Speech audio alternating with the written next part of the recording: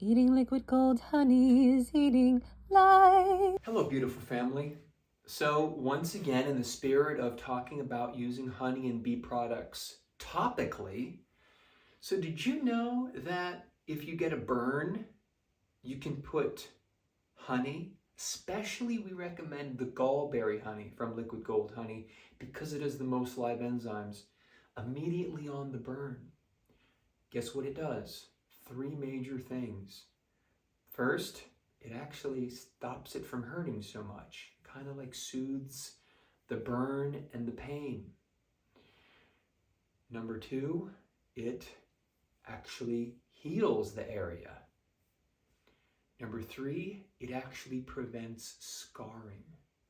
Those are three pretty much priceless things that if you go to some stores, you'll get a separate product for all three of those different things, which have a myriad of chemicals, most of which you cannot pronounce, probably most of which are not good for you.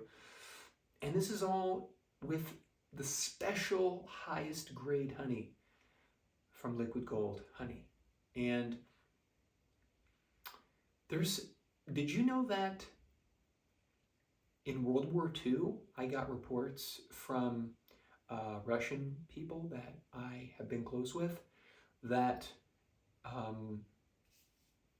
they didn't have a lot of money in Russia, of course, and they're fighting the Germans, and the Germans invaded Russia.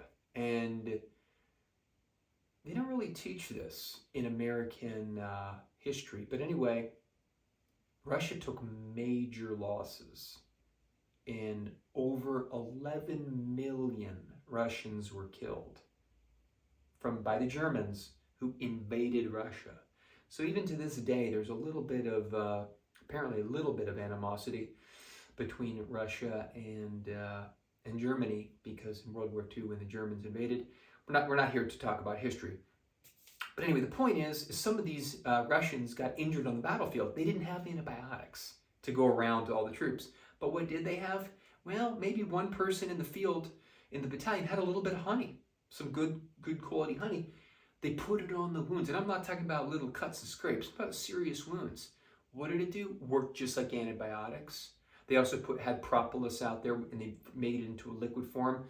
Works just like antibiotics, and it kept things from getting infected on the battlefield. We're talking battlefield tested here, mi amigos and amigas. So this is real, and they don't really talk about this in school. They don't want to like say, hey, you can like kind of heal yourself with natural things. Of course they don't talk to you about natural things like that.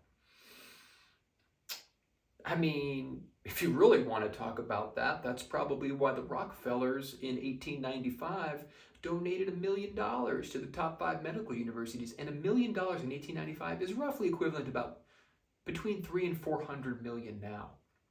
And he said, yeah, you can accept the money, although you have to stop talking about natural remedies and, herbs and natural things. And you have to start talking about pharmaceutical solutions, surgeries. So anyway, that reshaped Western medicine, and the rest is history. So anyway, so we're kind of just, all of you know this in your heart. I'm here just to remind you of what you already know. So, because we kind of forgot a lot of stuff, because certain programming that's out there. So anyway, we're just kind of like shaking all that off like a case of fleas and, remembering what's real. So anyway, I'm here to help you